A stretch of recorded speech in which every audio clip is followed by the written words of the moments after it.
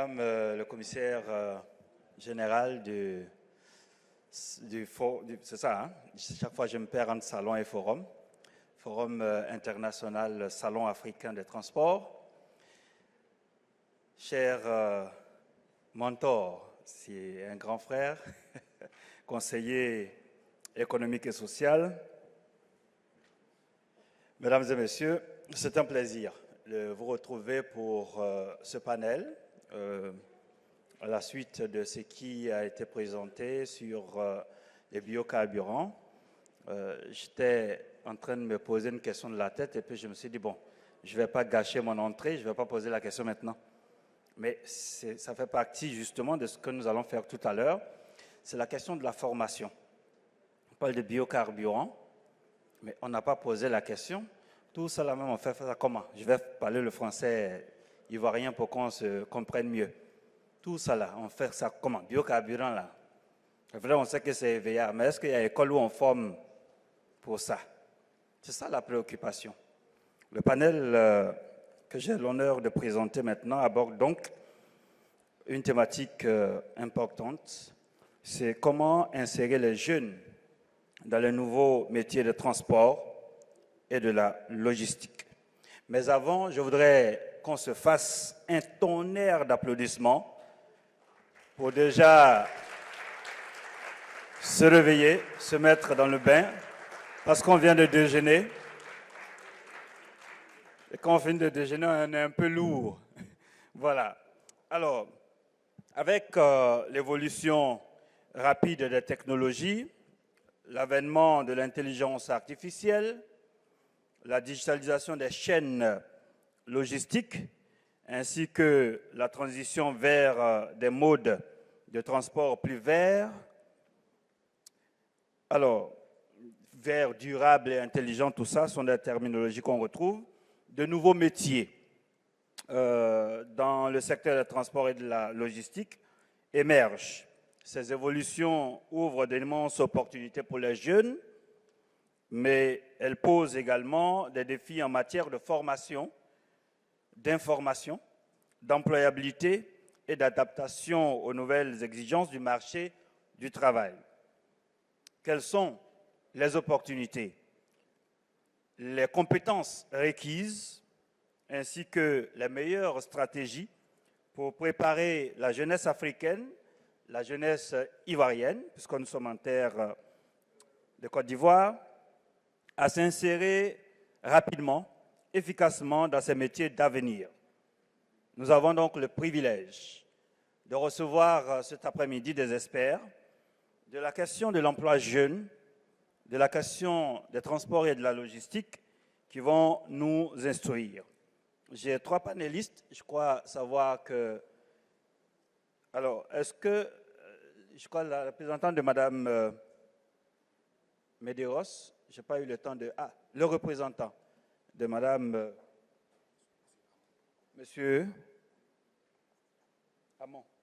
Monsieur Amon Boni. D'accord, merci beaucoup, merci. Monsieur Amon Boni. Alors, donc, Monsieur Amon Boni, que je vais appeler tout à l'heure, représente donc Madame Karitia Koulibaly de Medeiros, qui est donc la directrice générale de l'Agence nationale de la formation professionnelle AGFOP. Également, Monsieur Assa. Monsieur Assa est là. Monsieur Assa a aussi, que nous allons recevoir tout à l'heure, il est directeur de l'école supérieure des transports maritimes de l'Académie régionale des sciences et technologies de la mer. Et également, nous allons recevoir monsieur l'administrateur de l'agence emploi jeune. Voici les 3 panélistes. Et sans plus tarder, je vais commencer par la fin. Je vais appeler ici, avec votre permission, mesdames et messieurs, monsieur Jean-Louis Quadio. Monsieur Jean-Louis Quadio, qu'on va applaudir très fort. Je commence à l'appeler lui parce qu'il est concerné directement par la problématique de l'emploi jeune. Installez-vous, monsieur. Installez-vous. Il est directement concerné par la thématique parce que 2023 année de la jeunesse, mais l'année de la jeunesse continue toujours parce que les initiatives en faveur des jeunes continuent. Après lui, je voudrais appeler ici M. Assa, a aussi Jean, lui également concerné par la thématique parce qu'il est formateur, administrateur d'établissement. Il forme dans le domaine donc du secteur des transports maritimes. C'est important que nous le recevions ici. Et je voudrais appeler à présent Monsieur le représentant de Madame le directeur général de l'Agence nationale de formation professionnelle, Monsieur Hamon, avec vos applaudissements. Avec nos trois panélistes, nous allons, comme je vous l'ai dit, aborder la question. Je vous prie, on va faire comme en classe, on va prendre bonne note et poser des questions pertinentes comme celle de la jeune dame tout à l'heure. Et puis enrichir, si vous avez des contributions, etc., il faut nous le dire. Alors, sans plus tarder, je voudrais commencer par la question elle-même. La question elle-même, c'est la thématique, c'est comment insérer les jeunes dans les nouveaux métiers des transports et de la logistique. Et je voudrais commencer par monsieur l'administrateur de l'agence emploi jeunes. Comment on insère les jeunes, comment on fait pour insérer les jeunes dans ce secteur des transports? Merci. Avant de prendre la parole, je voulais remercier, j'allais dire, toute l'organisation. Je crois qu'on est au 8e forum. M'associer à tous les remerciements qui ont été faits ce matin et vraiment saluer cette initiative-là. Bien, je suis très heureux d'être là. Le thème, comme il a dit, on va aller directement ici avec les jeunes. Je voudrais que laisser plus de place aux questions, aux échanges avec les jeunes. Mais pour attaquer tout de suite la problématique de comment insérer les jeunes dans le secteur du transport, d'abord, on est sur un marché du travail. Ce qui est important sur un marché dans un secteur, c'est l'information. On commence d'abord par l'information. Avant de vouloir m'insérer, que dit le secteur des transports? Quelles sont les informations qu'il y a sur ce secteur? Et par rapport à ce secteur, par rapport à ces informations, quelles sont mes capacités qui vont me permettre de pouvoir mieux exploiter ces informations? Donc, lorsqu'on cherche du travail ou on cherche à s'insérer, première question qu'on se pose, est-ce qu'on a les informations? Est-ce qu'on a la bonne information? Donc, comment s'insérer? Certainement, je n'étais pas là sur les autres panels, j'ai suivi de près tout à l'heure les opportunités qu'il y avait, les innovations qu'il y avait dans ce secteur. Tout ça, toutes ces choses que vous avez vues depuis sont des mines d'informations. Alors, le secteur des transports a des informations particulières.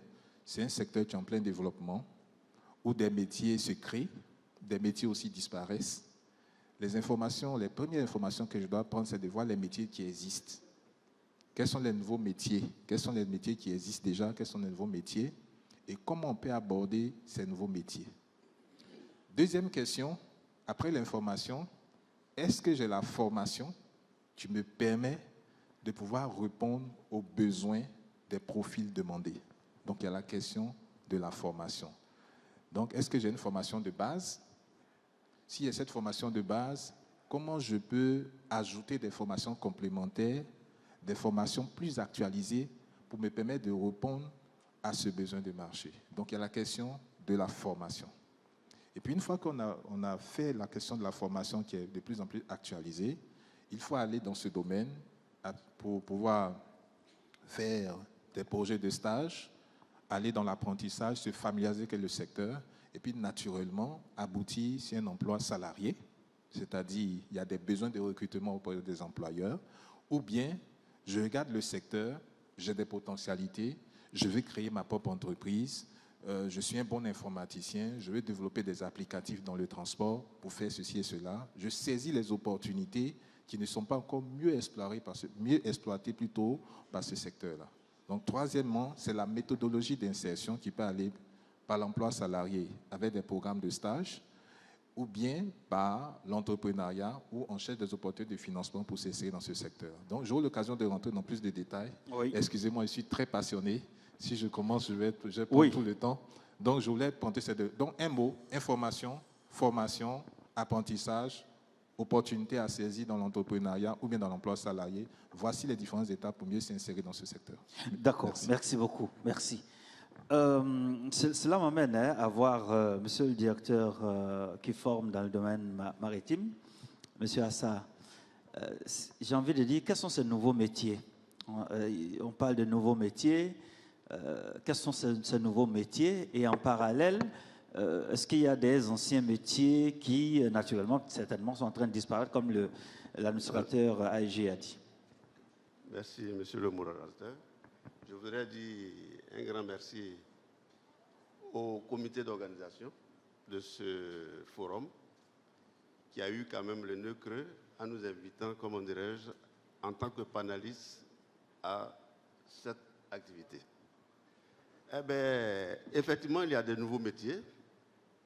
Pour ceux qui étaient là ce matin, je pense que les différents panélistes qui sont passés ont essayé de démontrer qu'il y a de nouveaux métiers.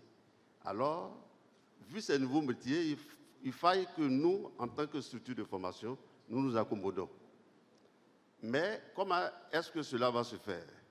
Parce que chez nous, ici, à l'Académie régionale des sciences et techniques de la mer, la demande se fait par rapport à nos partenaires. Et c'est au vu des demandes formulées par nos partenaires que nous créons de nouveaux modules que nous insérons dans notre maquette de formation. Ce qui fait que lorsque nous formons, il y a une adéquation entre la formation et l'emploi. Nous ne pouvons pas nous lever de notre chef pour créer un parcours. Ce n'est pas évident. Nous le créons. Les consommateurs n'en veulent pas. C'est à cet effet que, de temps à autre, nous organisons ce que nous appelons la commission pédagogique. Et la commission pédagogique va réunir tous les acteurs du domaine maritime et portuaire. Et à cette commission, nous leur distribuons, comme on dirait, nos différentes maquettes de formation, bien sûr par rapport aux différents parcours existants. Et c'est à eux, après, comment dirais-je, analyse, ils vont nous faire des recommandations. Et c'est au vu de ces recommandations que nous allons, comment dirais-je, insérer de nouveaux modules dans nos maquettes de formation. Ce qui voudrait dire, lorsque nous faisons cette formation et comment dire, nous établissons ces maquettes et que nous formons ces étudiants, ça voudrait dire qu'à la fin de la formation, ils sont capables de s'insérer dans le tissu professionnel.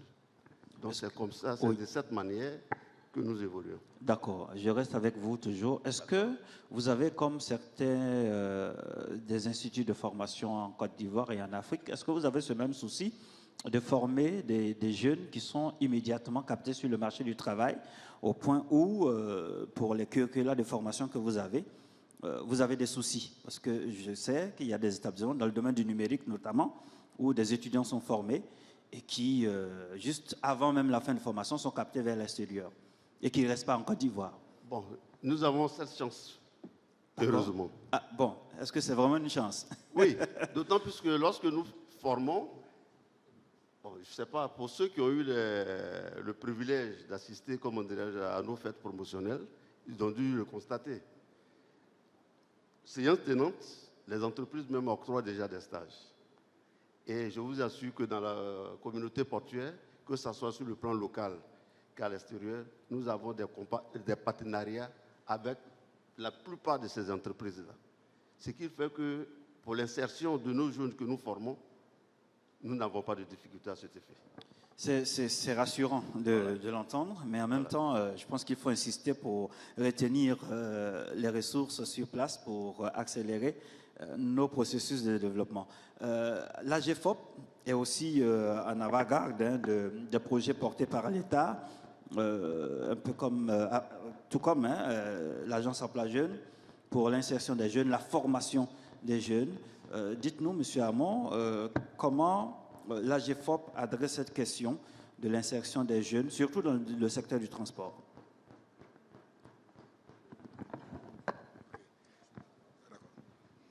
Merci, monsieur le modérateur. Effectivement, l'AGFOP que je représente ici au nom de madame la directrice générale de l'AGFOP, madame Karitia Koulibaly. Je suis moi-même monsieur Amon Boni, le chef du département de l'ingénierie. Je représente donc l'AGFOP, l'Agence nationale de la formation professionnelle. Nous sommes un acteur principal donc, de la formation professionnelle en Côte d'Ivoire. Nous travaillons en étroite collaboration avec l'AEJ. Nous sommes, comme on dit, des agences sœurs. Et le champ sur lequel nous agissons, effectivement, est un champ important dans l'insertion des jeunes. Nous nous occupons donc de la technique, des produits sur lesquels on s'appuie pour faire la formation en vue de leur insertion, en vue de l'insertion véritable des jeunes. Cela répond à quoi? Vous voyez, tout à l'heure, le directeur de l'établissement parlait de l'adéquation entre la formation qu'on doit délivrer aux jeunes et puis l'emploi à exercer en réalité. Et donc, il va falloir faire un programme qui réponde effectivement à cette problématique-là. Et l'AGFOP, en tant que structure de la formation professionnelle, est l'agence qui élabore les curricula et les met en accord donc avec l'emploi réel sur le terrain pour que les jeunes soient formés en fonction de ces curricula-là. Donc, comme on le dit chez nous, on fait l'analyse de la situation de travail, c'est-à-dire on regarde comment le travail se fait en réalité sur le terrain et on développe, n'est-ce pas, des curricula en vue de mettre les jeunes en possession de ces compétences pour être efficaces sur le terrain. Donc, nous restons en phase. Les trois structures qui sont là aujourd'hui, il y a l'AEJ qui gère l'insertion, l'école qui forme. Nous, on pense la technologie pour former.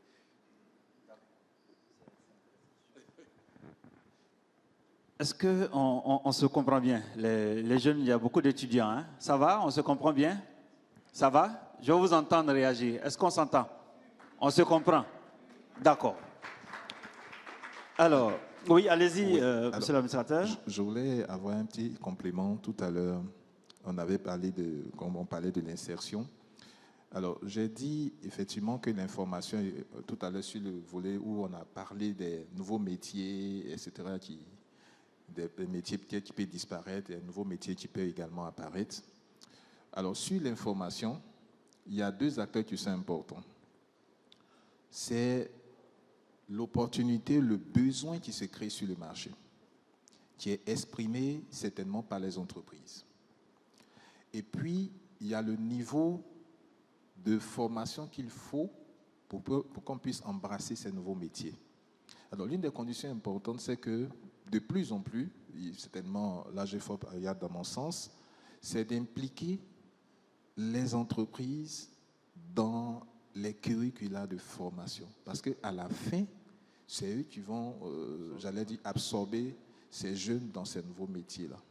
Donc, l'une des conditions aussi pour insérer facilement les jeunes dans ce secteur, c'est qu'il y ait une implication effective des entreprises qui se développent dans le transport, des entreprises qui se développent dans la logistique, et ces entreprises sont associées aux besoins et à la qualité de la formation qu'on veut donner. Et une fois que ces conditions-là sont respectées, on a un glissement assez facile entre la formation et les débouchés. Mais lorsqu'il y a un peu ce gap-là, les formations restent théoriques, il n'y a pas les entreprises qui sont associées au départ. Écoutez, on va former, on va mettre, et puis le jeune est là et on ne trouve pas des opportunités de stage pour faire des applications. Donc, vraiment, je milite pour que ce secteur qui est assez dynamique, avec la croissance économique, parce qu'il n'y a pas d'économie qui roule sans qu'il y ait une bonne politique de transport, sans qu'il y ait une bonne politique de la logistique. Donc, ça crée, le secteur se modernise. Il faut que les formations également, avec les plateaux techniques, avec tout ce qu'il y a lieu de faire également, soient à la même image pour ne pas qu'il y ait ce décalage profond entre la formation et l'insertion. Et donc, si on veut vraiment aller huiler bien le système entre la formation et l'insertion, c'est d'impliquer véritablement les entreprises et qu'elles jouent le jeu dans le cadre de la formation de ces jeunes. Oui, vous allez renchérir, M. Hamon, surtout nous préciser comment justement on réussit ça, à impliquer davantage le privé. Oui, alors, je crois que c'est tellement bien dit. Pour faire les programmes, effectivement, nous sommes obligés de nous rapprocher des professionnels. Et les professionnels, c'est en entreprise. C'est-à-dire que comment se réalise réellement le travail. Et comme je l'ai dit tout à l'heure, c'est ça qui est l'analyse de situation de travail. C'est-à-dire que pour un poste donné, quelles sont les aptitudes et les compétences qu'il faut avoir pour pouvoir bien occuper le poste. Et donc, nous travaillons en étroite collaboration avec les entreprises qui proposent ces postes de travail. Et après avoir regardé comment se fait le travail, les conditions de réalisation pour être performant, en tout cas tout ce qui peut tourner autour des éléments à capter pour qu'on puisse donner une bonne formation aux jeunes, nous les relevons et nous allons dans notre laboratoire à l'AGFOP pour produire ce qu'on appelle les curricula de formation. Et lorsque c'est fait, nous testons le modèle auprès des entreprises. Donc c'est pour ça qu'on reste toujours en étroite collaboration avec les entreprises en vue de nous proposer des postes de stage. Si nous avons pris des informations pour réaliser des programmes, que nous formons nos produits, il faudrait que ces produits-là soient testés en entreprise. Et donc, en entreprise, en étant en mode stage, on voit la réalité et on établit aussi une évaluation donc, des produits que nous mettons sur le marché. À partir de là, on fait les ajustements nécessaires pour qu'à la fin, le jeune soit efficace et opérationnel. Et donc, nous travaillons en étroite collaboration avec le privé. Donc, en entrée comme en sortie. Donc, en entrée, pour capter comment il faut concevoir le programme, et à la sortie, pour que le jeune soit en contact avec l'entreprise et le monde réel. Oui, tout à l'heure, j'ai demandé à quelqu'un, à un jeune, tout à l'heure, c'est quoi les nouveaux métiers du transport? Parce que ça, c'est vraiment ça la question. On parle des nouveaux métiers du transport. C'est quoi les nouveaux métiers du transport? La question, je l'ai posée à dessein, mais la réponse, je m'y attendais également. On m'a tout de suite dit, mais chauffeur, apprenti, convoyeur. Bon, là, je me rends compte que ces nouveaux métiers, justement, du transport, on ne les connaît pas. Parce que pour pouvoir orienter ces jeunes vers le secteur du transport, il faut pouvoir leur dire c'est quoi aujourd'hui le nouveau métier du transport, comment ça a changé, quel est le besoin pour qu'ils puissent s'orienter. Parce que généralement, après le bac, etc., les jeunes et même les parents orientent les enfants dans des filières tout de suite connues. Gestion commerciale, gestion des ressources humaines, informatique et développement d'applications, etc., etc. C'est ça, non, n'est-ce pas? Voilà.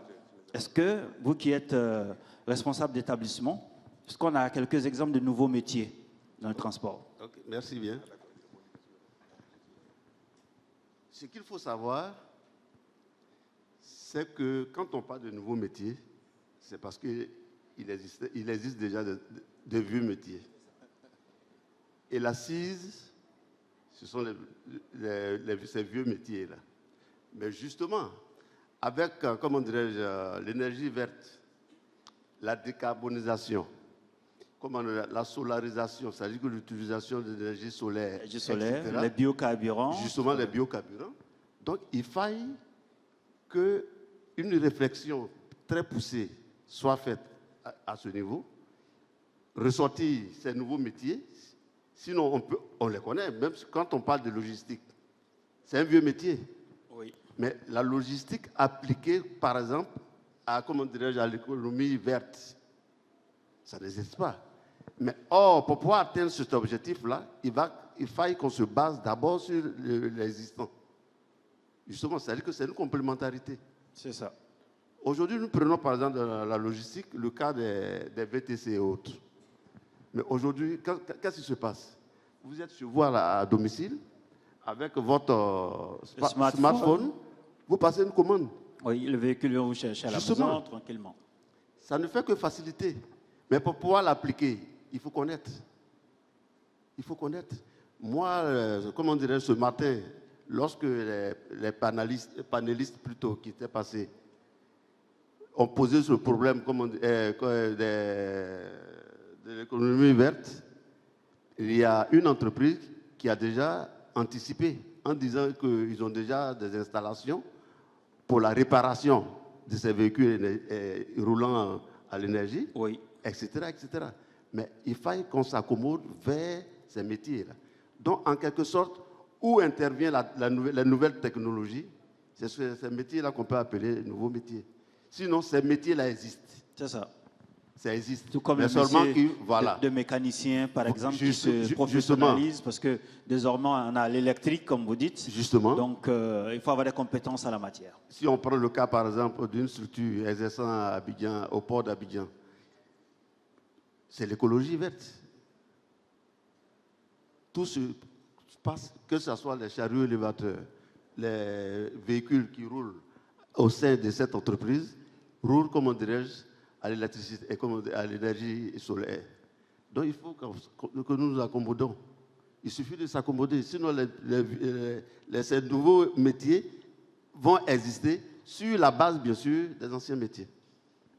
Intéressant. Oui, allez-y. Oui, merci beaucoup. Alors, monsieur le directeur a vraiment implanté le décor. Les nouveaux métiers, effectivement, sont influencés par notre façon de vivre aujourd'hui. C'est impacté par la nouvelle technologie. Et donc, l'informatique a beaucoup influencé la transformation du secteur de la logistique et le transport. Vous voyez, aujourd'hui, il y a des zones difficiles d'accès. On peut, avant, on pouvait aller donner des médicaments en pratiquant des routes pas possibles. Oui. Mais dans certains pays, déjà, les gens pensent à livrer des médicaments par des drones. Par des drones, oui. Et donc, c'est une autre façon de distribuer la marchandise. Justement. Alors, on a dit qu'il y a des véhicules électriques et il y a des nouveaux métiers qui vont naître autour de ces nouvelles pratiques-là. Il faut créer des pôles de rechargement, il faut créer des gens qui vont faire de la réparation pour ces nouveaux véhicules-là. Et tous ces éléments-là font que quand on parle de nouveaux métiers, c'est vraiment notre nouvelle façon de vivre. Alors, ce qui a impacté tout ça, c'est on veut d'abord rendre le travail dans le secteur moins pénible. Et en voulant agir sur la pénibilité, on invente des choses. On veut le rendre facile. Et pour le rendre facile, il faut inventer des processus qui permettent de... Alors, on veut le rendre accessible à tous. Aujourd'hui, pour avoir un taxi, on n'a pas besoin de venir s'arrêter au bord de la route. Et donc, accessible à tous, à partir de sa maison, à partir de son lieu de résidence, à partir de tout ce que nous avons comme nouvelle technologie, on doit pouvoir influencer donc, notre façon de vivre dans le transport. Personne aujourd'hui ne peut se séparer de ce secteur-là. Chacun dépend un peu du transport dans sa vie. Si on n'est pas transporté, on va emprunter le transport en commun. C'est ça. Alors si ce n'est pas développé, vous voyez ce que ça cause comme désagrément. Les progrès avancent tellement, enfin, les technologies avancent tellement rapidement que j'ai l'impression qu'on ne suit pas tout de suite. L'État, les privés, vous en avez parlé tout à l'heure, les jeunes eux-mêmes, on va dire la population elle-même, ne suit pas trop. Hein, et on a dans ce cercle, État, privé, individu, on a le sentiment que c'est l'État qui finalement fait tout. On ne sent pas l'impact du privé, on ne sent pas l'engouement des populations. Vous qui êtes toujours au contact des populations, Agence Emploi Jeunes, toujours au contact des jeunes. Actuellement, vous avez une vaste caravane à travers le pays pour rencontrer les jeunes. Comment on fait pour inciter l'État à relever les défis qui se posent, les jeunes, etc. Comment on fait? D'accord, peut-être avant de revenir à la question, je voulais faire juste un petit commentaire sur le point que mes collaborateurs viennent de développer. Alors, d'abord dans le secteur du transport, il y a lieu de passer, je vais rappeler un nouveau métier, une forme de professionnalisation. Parce qu'aujourd'hui, quand on dit transport, on pense à ce qu'on connaît, des bacas, des motos, taxis, on dit wow par moment, etc., etc. Ça fait que on pense que le transport, c'est un métier voilà, on ne valorise pas encore ce métier. On n'a pas besoin d'aller à l'école. On n'a pas besoin, voilà, c'est ceux qui ont échoué, voilà, qui n'ont rien à faire. En attendant, ils vont faire quelque chose. Non. Et même ceux qui sont allés à l'école, souvent, comme vous l'avez dit, oui, pensent que c'est un boulot en attendant. En attendant on va le faire en attendant que mon concours marche. Voilà.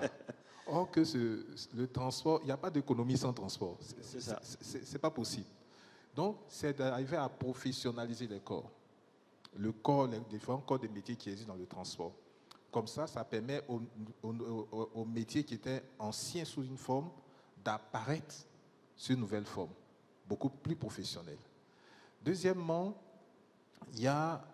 on est dans un contexte où l'environnement est dominé par les nouvelles technologies qui tirent, c'est-à-dire l'ensemble des nouveaux métiers qui se dessinent, quel que soit les filières, quel que soit le corps des métiers qui existent comme basiques, on a le secteur des TIC. Pour l'analyse que nous faisons généralement en Afrique, c'est là-bas, dans le numérique, que se créent de plus en plus de nouveaux emplois, qu'on peut lier à l'agriculture, qu'on peut lier au transport. Donc, c'est quelque chose de transversal qui tire toute la chaîne en termes d'emploi, en termes de nouveaux métiers qui se créent. Donc, ce sont ces deux facettes-là qui permettent d'apprécier les nouveaux métiers qui se dessinent dans ce secteur-là. D'un côté, on a un secteur qui est resté artisanal, qui est resté informel, qu'il faut tirer vers le formel et le professionnalisme. De l'autre côté, on est dans un environnement dominé par le numérique qui tire tous les secteurs vers des nouveaux métiers, vers une certaine sorte d'émergence. Alors, en ce qui concerne le rapprochement qu'on fait avec évidemment le secteur privé, notre approche a changé sur notre... Bon, ça a changé, c'est ce c'est ce qu'on met maintenant en œuvre. Oui. C'est, comme je l'ai dit, à partir de l'information, à partir de l'analyse du marché du travail, on s'efforce à faire une première approche avec le secteur privé. C'est la conclusion. C'est-à-dire, on commence par la conclusion pour venir à l'introduction. Ceux qui vont capter les jeunes qui sont formés. Que les puristes m'excusent, je n'ai pas fait introduction de développement. À l'agence, je commence par la conclusion. La conclusion, c'est quoi? C'est le nombre de jeunes qu'on va insérer, c'est les opportunités, c'est l'insertion durable, c'est des jeunes qui vont capter de plus en plus des opportunités. Alors, notre approche, c'est un dialogue permanent que nous avons mené avec le secteur privé. Nous sommes en train de faire même... récemment, on a rencontré les fêtières des ressources humaines. Il y a 4 fêtières. On a rencontré toutes les ressources humaines privées ou publiques? Privées, d'accord. Et même publiques aussi. C'est-à-dire il y a des sociétés d'État qui ont une gestion du type privé. Donc, tous ceux ont été rencontrés parce qu'ils ont à l'instinct des partages d'expériences, des modules de formation, et ils sont dans tous les secteurs. Qui mieux que les ressources humaines qui connaissent la politique du travail peut mieux nous donner l'information? Donc, nous avons fait une approche avec ces fêtiers-là. On s'est enfermé dans un atelier et ça nous a donné près de 59 recommandations avec des secteurs sur le numérique, avec des secteurs, et nous ont mieux dépeint l'information. On a aujourd'hui une meilleure projection et à partir de cela, on se rapproche des différentes structures pour dire attention, voici des nouveaux métiers qui se... Est-ce qu'il y a des formations? Il y a même des entreprises aujourd'hui qui ont des centres de formation. C'est-à-dire qu'ils ont pris le devant même pour pouvoir essayer de faire des formations à leur sein. Donc, c'est tout cela qu'on explore pour faire le rapprochement avec les structures techniques et pour définir avec elles tout ce qu'il faut faire. Et on va même plus loin. On va même à trouver des liens avec l'entrepreneuriat des jeunes, de sorte que les entreprises qui exercent aient des débouchés, aient des sous-traitants quelque part, et ça peut permettre aux jeunes de s'insérer. Deuxièmement, l'État a mis on fait une politique attractive où on a mis en place l'agence Prestige. L'agence Prestige est chez nous l'agence dédiée aux entreprises. D'accord. Et donc, on essaie de faire une politique attractive en valorisant les abattements, les avantages fiscaux que peut avoir une entreprise pour collaborer avec l'agence emploi jeunes. Tu prends des jeunes, tu collabores avec des formations, tu prends des jeunes en situation de handicap, en situation de non-handicap, tu prends des jeunes en stage. Et tout cela permet de développer une politique attractive vers le secteur privé. Donc, notre approche, avant d'aller vers les jeunes, c'est d'aller à la conclusion. Et une fois qu'on a cette bonne conclusion, on vient maintenant donner des informations réelles aux jeunes pour dire, après avoir échangé avec les ressources humaines, après avoir échangé avec les entreprises, voici des opportunités. Et ces opportunités sont concrètes. Comme on a vu avec les jeunes, il ne faut pas dire ce que tu ne peux pas faire. Oui, justement. Voilà. Donc, on va à la conclusion et puis on vient à l'introduction avec les jeunes. À la conclusion, les entreprises, à l'introduction, les jeunes. Donc, c'est ce que nous faisons pour pouvoir donner ces informations-là et apporter une certaine orientation aux jeunes vers les secteurs qui créent de l'emploi et qui maintiennent ces emplois pour les jeunes. D'accord. Est-ce que vous avez quelque chose à ajouter? Sinon, je voudrais qu'on passe la parole à nos jeunes, au public, pour certainement poser des questions. Je voulais juste revenir sur un point concernant le frère de AEJ. Je ne sais pas s'il est informé que grâce à l'AEJ, nous, Académie, nous avons créé plus de 150 nouveaux métiers. Expliquez mieux. Voilà. Expliquez mieux. Grâce à l'agence emploi jeune, justement, votre institution, votre école Vous avez créé plus de 150 nouveaux emplois. Nouveaux emplois. En termes de formation ou d'insertion directe? Non, ça, c'est, comment dirais-je, c'est AEJ qui a exprimé ce besoin. Ah, d'accord, ok. D'accord? D'accord. Nous sommes une structure de formation. C'est ça. Si vous venez nous voir pour être formé, on va vous former. D'accord. Ça, c'est notre première vocation. Donc, ils sont venus en collaboration. On a mis en place un comité. Nous avons travaillé d'arrache-pied. Nous avons fait ressortir ces plus de 100 métiers que nous avons formés. Pourquoi je dis 100 nouveaux métiers? D'autant plus que ce sont des métiers qu'on n'exécutait pas en son temps au sein de la structure. C'est ça. Mais grâce à la structure, à AEG, on a pu le faire. Et une cérémonie a été faite à cet effet lorsqu'on remettait ces jeunes-là à leur ministère. Voilà. C'est intéressant. Et encore, je voudrais, à l'endroit de la jeunesse, hein, parce que vous savez, aujourd'hui, il faut que la jeunesse cherche à saisir les opportunités. Il ne suffit pas de maîtriser l'essentiel de la formation. Oui.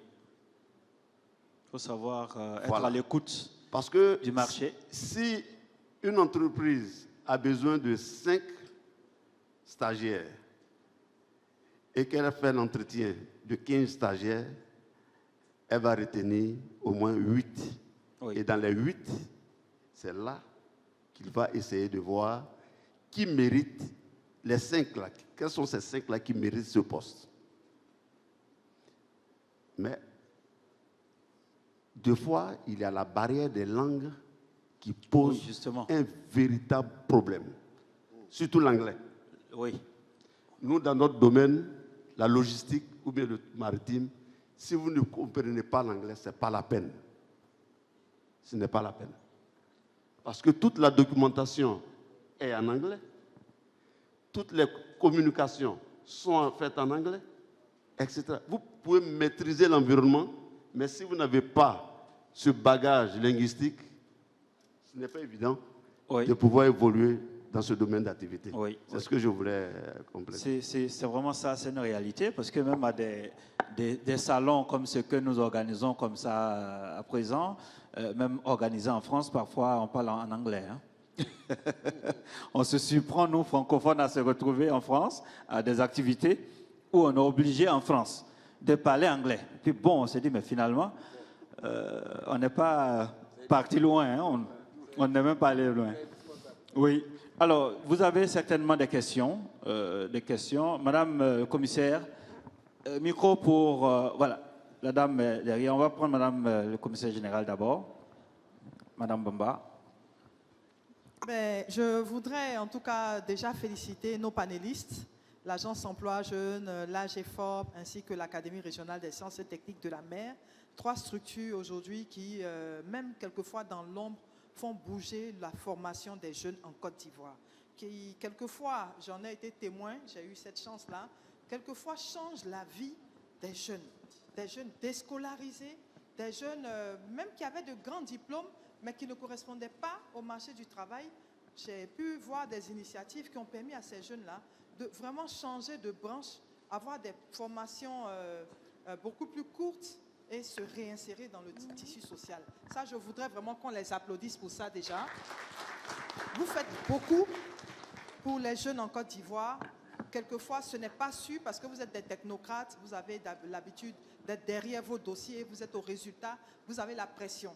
Ce qu'il y a à savoir à l'attention de nos jeunes, c'est que beaucoup d'initiatives sont mises en place et mises en œuvre par ces structures-là. Mais en fait, on va prendre un exemple très simple. Au moment où ils mettent en place un programme, il y a 100 jeunes qui ont besoin d'emploi. Lorsqu'ils arrivent à insérer 50 jeunes, il y a une autre cohorte de 200 jeunes qui a rejoint. Du coup, ça paraît insuffisant. On a l'impression que c'est une goutte d'eau dans la mer, alors qu'il y a un travail formidable qui est vraiment mis en œuvre par ces structures-là. J'en reviens maintenant à la question que je voudrais poser, c'est quelle est la collaboration que vous mettez en place entre structures pour pouvoir maîtriser cette question de formation et d'insertion des jeunes. Est-ce que vous avez des programmes transversaux? Et je vais prendre un exemple très pratique. Nous avons je vais avant saluer l'agence emploi jeune qui nous permet, sur ce site depuis hier, de former les livreurs sur tout ce qui est soft skills et sur tout ce qui est entrepreneuriat.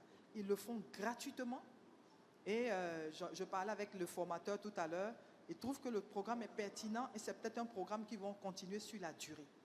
Quand on sait le nombre d'accidents aujourd'hui qu'il y a sur les livreurs, sur les chauffeurs, est-ce que sur les questions même de professionnalisation des chauffeurs, il n'y aurait pas des modules à mettre en place comme dans d'autres pays? Au Maroc, pour être chauffeur professionnel, vous passez dans des laboratoires où vous apprenez, ce n'est pas le permis, vous avez le permis, mais vous apprenez une autre manière de conduire, une autre attitude qui fait de vous un chauffeur professionnel. Cela permettrait par exemple de résoudre la question de, c'est un métier en attendant. Je suis passé dans un laboratoire, vraiment je sais ce que je vaux et aujourd'hui je suis un vrai professionnel qui peut se revendiquer être tel.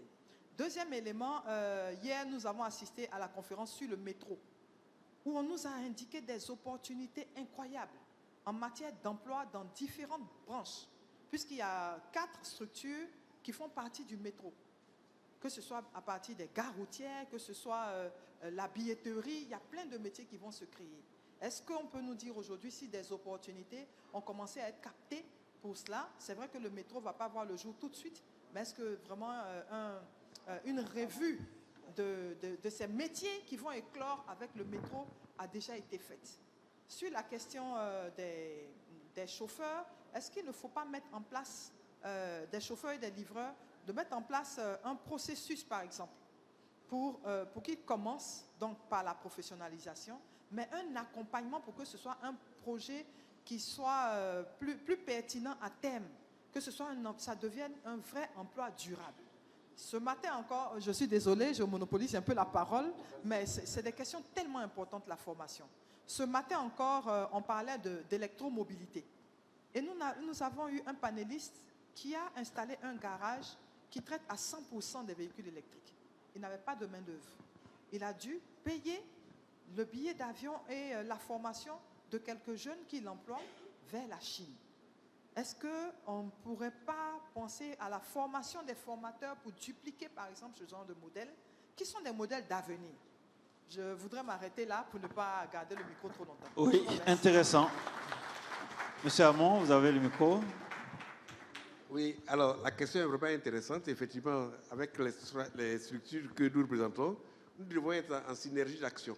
Et cette synergie d'action va faire en sorte qu'on pourra bien adresser la question. Je veux dire, alors, pour que nos programmes, pour que nos jeunes soient efficaces, il faudrait qu'on ait des programmes pertinents. Et ces programmes pertinents doivent se faire donc avec le secteur privé. Et vous avez bien présenté la chose. Hein. Aujourd'hui, il est important que tout se fasse un peu ensemble. Et nous, il y a eu un moment où l'AGFOP a essayé de réfléchir un peu à l'emploi, le poste de balanceur. Sur le, oui, voilà. Dans nos BACA. D'abord, il faut professionnaliser le secteur en donnant un nom valorisant au métier. C'est ça. Donc, voilà, tout à fait. Donc, on peut changer le nom. D'ailleurs, il y a des BACA modernes maintenant, oui, en Côte d'Ivoire. L'assistant. L'Abidjanais, c'est ça, non? L'Abidjanais, les BACA, voilà.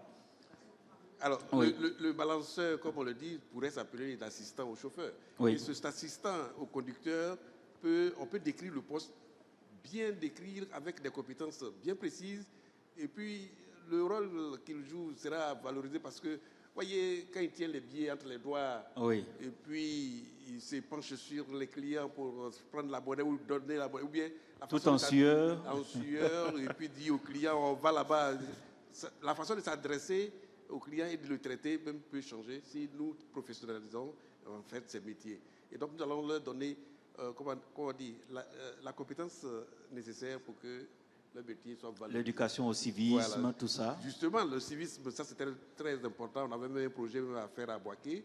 On voulait voir avec tous les chauffeurs de taxi comment travailler de façon civilisée, avoir le civisme dans son comportement de tous les jours, respecter les panneaux. Tout ça, c'est des choses qu'il va falloir revoir. Même on a le permis, mais il ne suffit pas de l'avoir. Hein. Franchement, être un chauffeur ou bien être un balanceur, ou être un acteur du transport, c'est important de bien se comporter. Et pour bien se comporter, il faut être formé. Alors, on a l'impression qu'on se lève et puis on fait. Non, non, il faut être formé. Souvent, on ne sait même pas. Les acteurs même ne savent même pas qu'il y a tout un processus pour pouvoir mieux faire son travail. Et donc, nous, ces questions-là nous sont adressées et nous réfléchissons à des propositions concrètes. Et bientôt, avec l'AEJ, nous allons faire des actions ensemble. Donc, je voudrais... Oui. Messieurs, par rapport aux préoccupations de Mme Bamba. Comme je dis, j'ai dû arracher le micro en route. Donc, en tout cas, merci Mme Bamba pour vraiment toutes les félicitations. Et effectivement, sur la première question de collaboration, c'est le sens du programme jeunesse du gouvernement, donc où 21 ministères se sont mis ensemble, voilà, pour pouvoir adresser une problématique commune en ce qui concerne la jeunesse. Et sous ces ministères, naturellement, les structures opérationnelles se sont mis à travailler sous le comité de pilotage qui est dirigé par la primature. Mais il faut qu'on l'actualise. Je comprends, il y a quelque chose qui est fait, mais il faut qu'on casse encore les frontières et les périmètres pour qu'on puisse mieux collaborer sur ces différents... Donc oui, ça existe, mais à mon humble avis, il faut encore l'accentuer pour que budgétairement, j'allais dire, dans la complémentarité d'action, ce soit quelque chose qui soit vraiment très huilé et pour qu'on puisse construire cette osmose ensemble pour mieux adresser la problématique des jeunes. Parce qu'on ne peut pas insérer les jeunes seuls. L'agence emploi jeunes, c'est vrai, vous entendez le nom emploi, mais elle ne peut pas faire tout seul. Je ne peux pas travailler sans l'AGEFOP, je ne peux pas travailler sans l'académie, je ne peux pas travailler sans les entreprises. Sans les entreprises, je ne peux pas travailler sans les cabinets privés de placement. Je suis obligé de coordonner tout ça et de capter le maximum d'informations pour conduire la politique de l'emploi. Donc, c'est quelque chose, je comprends à travers votre question, un appel à mobiliser, à aller en rang serré pour pouvoir mieux valoriser les opportunités qu'il y a sur les différents secteurs. Alors, pour l'exemple même, on a fait un exemple au niveau de la grande distribution, déjà, ça a été un exemple aussi. Il y a un bilan même à faire, il y a des aspects positifs, il y a des aspects améliorés qu'on est en train de construire. Et au fur et à mesure, on est en train de travailler sur le projet Baleine avec l'académie, avec, je crois que on a associé le ministère de l'enseignement technique. Et tout cela, nous sommes en train de voir ces opportunités qu'on peut éventuellement créer ensemble. Donc ça, c'est sur le premier volet de votre question. L'autre élément, c'est sur la professionnalisation, effectivement, tantôt je l'ai dit. Et un jour, j'ai pris un chauffeur je devais faire des missions à l'intérieur, et ce chauffeur me racontait un peu sa vie. Il me disait qu'il était un chauffeur, il a commencé par Baka, il a fait un peu de taxi. Et il me dit, tenez-vous bien, monsieur, si vous voulez un bon chauffeur qui connaît la route, qui est très professionnel, prenez les chauffeurs qui ont déjà fait Baka. Ah, d'accord. Oui, parce qu'il me dit, dans l'enseignement, on dit les plateaux techniques, c'est-à-dire les véhicules que nous avons. Le type de véhicules. Le type de véhicules sont d'abord vieillissants. Oui.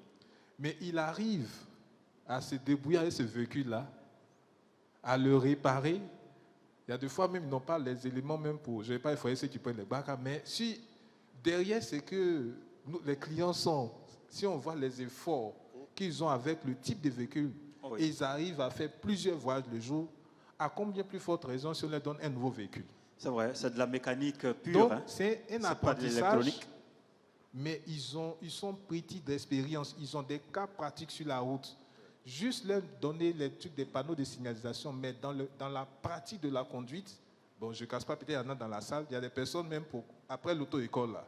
C'est quelqu'un qui a fait Baka ou bien tout, qui vous a appris à conduire. On dit même dans le jargon à Abidjan, si tu veux savoir conduire, oui. on t'envoie à Bobo, puis on t'envoie à Yopougon. Si tu arrives à t'en sortir, c'est que tu sais bien conduire. Donc ça veut dire qu'effectivement, on peut professionnaliser, prendre ces personnes-là qui ont du vécu dans le métier. Et voilà pourquoi on est dans le sens du certificat de qualification professionnelle, ce qui peut être développé par le ministère de l'enseignement technique. Ce sont ce genre de personnes-là. Si on arrive à valoriser l'expérience, et c'est des questions de famille, hein, c'est depuis le grand-père, depuis le papa, les enfants, il y a une expérience et il y a un vécu dans le domaine du transport. Donc pour moi, la professionnalisation a commencé par là. Ceux du secteur qui ont de l'expérience, comment valoriser ce qu'ils ont eu à faire et apporter un bonus là-dessus. Et ils pourront être des maîtres apprentis avec la Chambre nationale des métiers, être des maîtres apprentis et qui vont partager leur expérience de conduite. Comment on conduit lorsque le frein de la main te lâche? La conduite là, c'est ça. Comment on conduit lorsque, il y a des fois on est dans le bac, mais le frein ne marche plus? Mais on ne sait pas. Voilà. Donc, lorsqu'il y a des intempéries, il y a une forte des pluie, intempéries, etc., etc. Mais ils arrivent à conduire des millions de personnes chaque jour à Abidjan. Donc, ça veut dire qu'ils ont une expérience, ils ont une maîtrise, ils connaissent bien les moteurs de voiture, ils ont une expérience innée qui est là, qu'on peut valoriser et qu'on peut arriver à professionnaliser. Donc, avec la Chambre nationale des métiers, je crois qu'il y a un corps qui est là-bas. Il faut arriver à créer des maîtres apprentis qui ont ce véhicule-là. Tu peux communiquer cela à la jeunesse. Et deuxièmement, avec le remplacement des véhicules, etc., peu à peu, on va arriver à professionnaliser le corps. Donc, ce n'est pas quelque chose qui va aller directement, mais prendre cette base-là, reconnaître les diplômes qu'ils ont avec des certificats de qualification professionnelle, actualiser les questions de permis de conduire avec les questions de code, et vous allez voir qu'au fur et à mesure, ce secteur-là va se professionnaliser. Donc, c'est vraiment très important pour la réussite du transport en Côte d'Ivoire. Et vous avez parlé de la question sur le métro. Je crois que pour le moment, c'est la partie construction. La partie construction, j'ai vu passer récemment comment on appelle ça en communication? Oui, la charte graphique. La charte graphique de notre métro. Donc pour le moment, nous on a approché sur le côté, on a formé beaucoup dans le BTP, etc. pour aller sur la phase de construction. Mais c'est quelque chose qui est vraiment à l'étude. On est en train de faire, on a commencé par le projet Baleine. On va arriver sur ces grands projets-là. L'idée pour nous, c'est de former, déjà préparer les ressources humaines qu'il faut pour embrasser ce secteur-là. Donc on a commencé, mais on n'a pas véritablement opérationnalisé et c'est quelque chose qui est en cours. Je pense que j'ai balayé l'ensemble de ces questions. Je ne sais pas si j'en ai oublié une. Oui.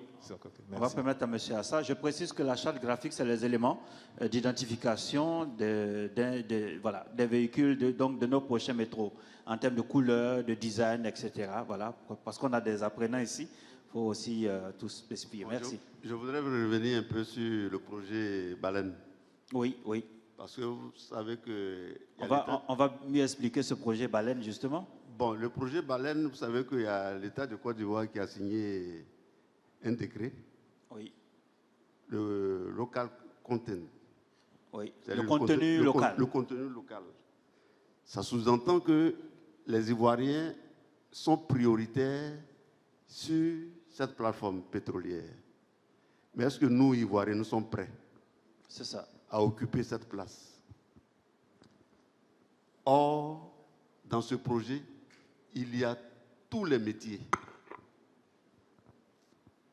Mais encore, le handicap, c'est quoi? Ce sera la langue.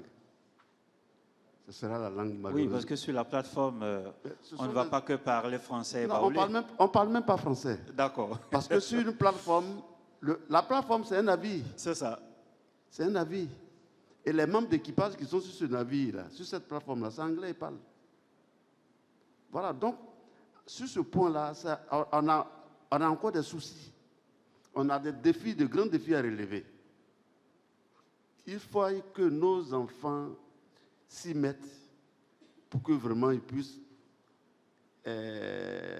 combler ce vide-là. Oui. La barrière linguistique. Et pourtant, aujourd'hui, c'est facile d'apprendre la langue. Bon.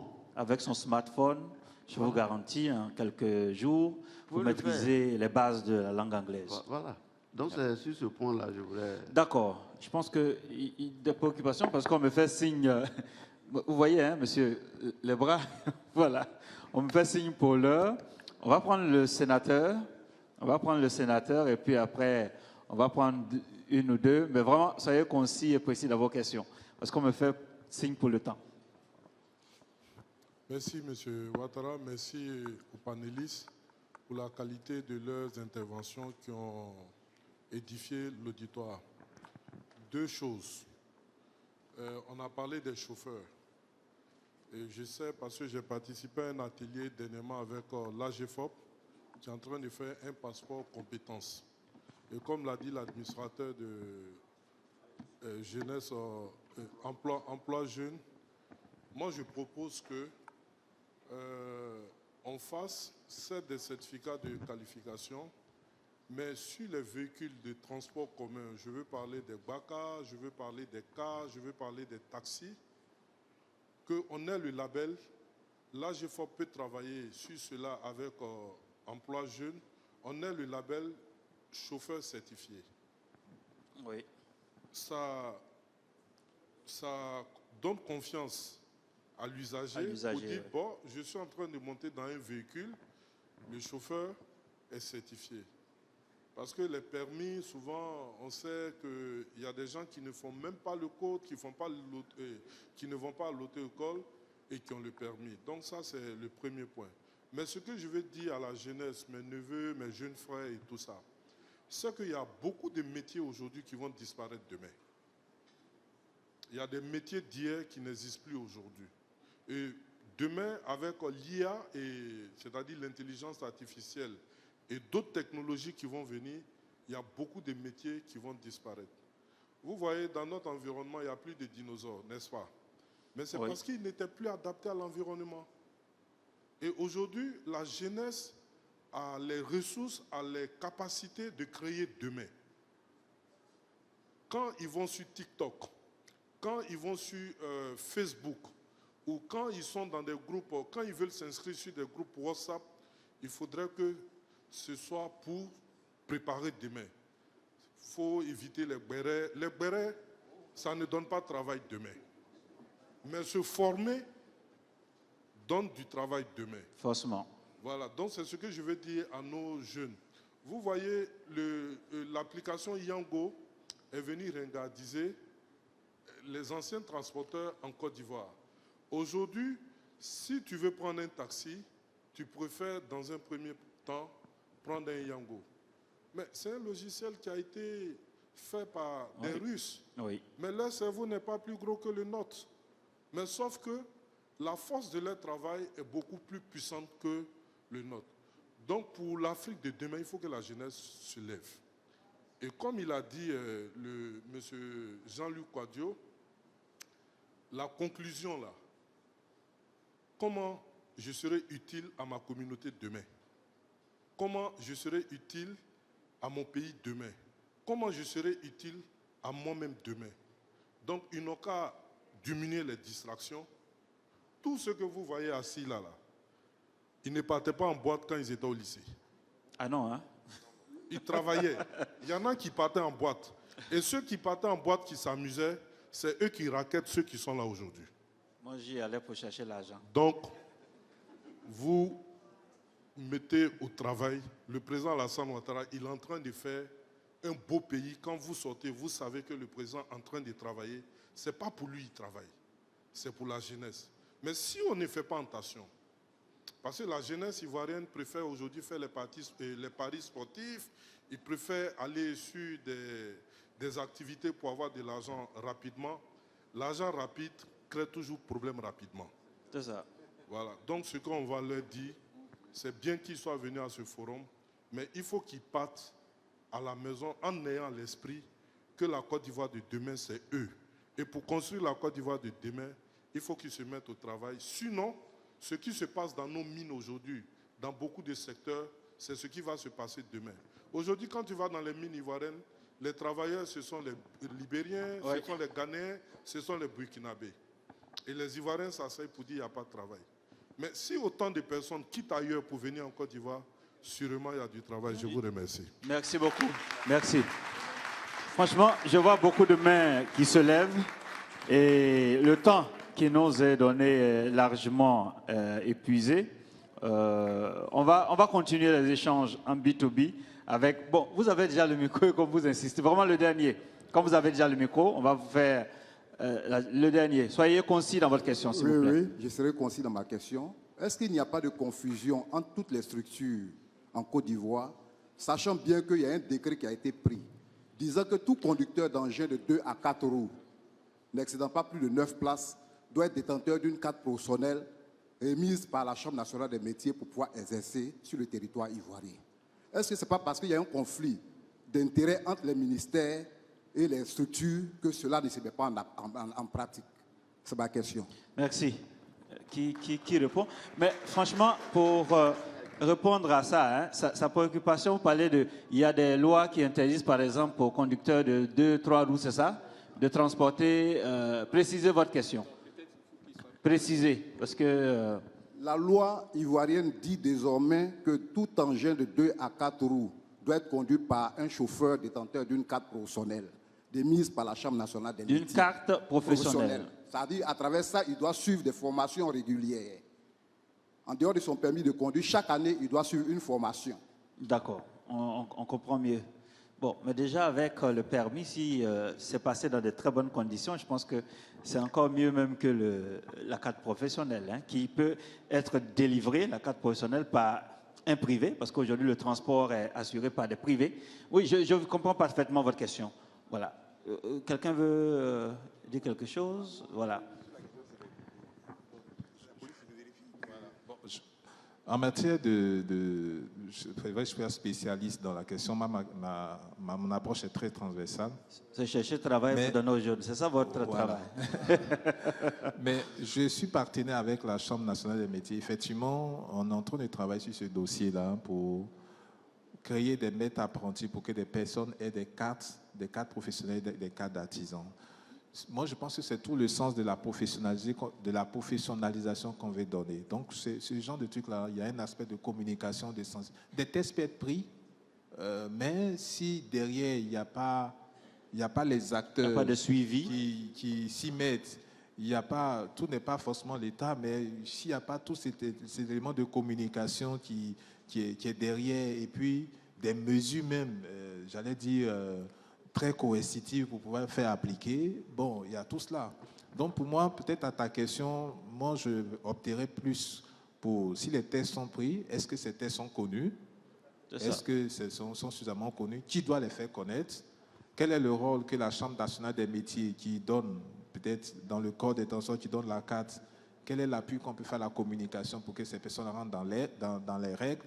Et puis, quelles sont les mesures coercitives, les mesures de répression qu'on peut prendre pour mettre de l'ordre dans le secteur du transport? Ce qu'il dit, c'est vrai, parce que s'il n'y a pas de l'ordre qui est mis, c'est des pertes en vie humaine, c'est encore l'informel, c'est le désordre qui se crée. Et je pense qu'on est tous sensibilisés, si on veut sauver ce secteur au niveau du transport, que l'aspect communication sensible et respect des règles soit de mise en Côte d'Ivoire. Monsieur Kouadio, un appel à la jeunesse, on va terminer par ça, un dernier mot, un appel. Comme le sénateur pour emboîter le pas au sénateur a lancé un appel, on va terminer par vos conclusions. D'accord. Bon, écoutez, chers jeunes, croyons en vous. Vous êtes une force économique pour la nation. Aujourd'hui, saisissez le panel, le 8e forum de ce panel-là. Le secteur du transport et de la logistique, j'allais dire, est un noyau important de la dynamique économique en Côte d'Ivoire. Il n'y a pas de saut métier. Vous pouvez être des logisticiens professionnels, des transporteurs professionnels. Allons-y tous, parce que c'est une question d'information, allons-y tous à l'information, à la bonne information et explorer tous les systèmes qui existent. En tout cas, l'agence emploi jeune est à votre disposition. Les portes sont grandement ouvertes pour que tous les exercices qu'on a fait avec vous sur des formations, on puisse le continuer. Et puis, je souhaite plein succès à Mme Bambane Magnaté. On souhaite avoir les conclusions de cet atelier pour voir qu'est-ce qu'on peut mettre rapidement en place pour que tous ces jeunes qui sont venus, qui ont fait des formations, puissent mettre un programme spécifique pour les accompagner dans la suite et qu'au prochain forum, on puisse avoir des jeunes qui sont venus témoigner qu'ils ont pu embrasser des métiers dans le domaine du transport et de la logistique. Donc, je vous souhaite une bonne continuation. Je vous remercie de votre aimable attention. Monsieur Assar. Merci bien. Ce que vous devez retenir, c'est que la formation est la clé qui ouvre les portes de l'avenir. Nous sommes structure de formation. Si vous avez besoin d'informations, soit vous venez vers nous, ou bien nous venons vers vous. Mais aujourd'hui, grâce aux canaux de communication, Facebook et autres, vous pouvez y aller et puis trouver l'information. Je vous encourage, prenez très au sérieux votre formation. Comme l'a dit le sénateur, demain, c'est pour vous. Bonne chance et assez de courage. Merci. On va terminer par M. Hamon. Voilà, merci beaucoup. De l'AGFOP. L'AGFOP, donc, en tant que maison d'ingénierie de la formation professionnelle, tout ce que nous allons dire, c'est que les compétences restent les seules choses qu'il faut vraiment avoir en poche pour bien exercer son travail. Et l'AGFOP, effectivement, avec le secteur productif, vous met à disposition donc les nouvelles compétences, c'est-à-dire que les compétences juste nécessaires pour que vous puissiez occuper votre poste de travail. Donc, nous vous exhortons à vous rapprocher de l'AGFOP. Bientôt, nous allons mettre sur le terrain donc, passeport compétences, qui est, comme on le dit, passeport compétences doit être votre passeport pour avoir votre travail, pour occuper un poste et le faire avec les compétences nécessaires.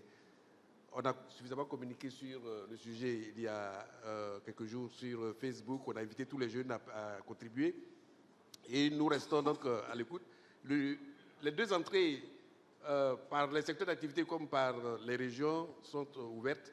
Nous allons bientôt commencer dans le sud Komoué et nous allons attaquer des secteurs porteurs. On vient de voir le secteur du transport et de la logistique reste des secteurs très porteurs.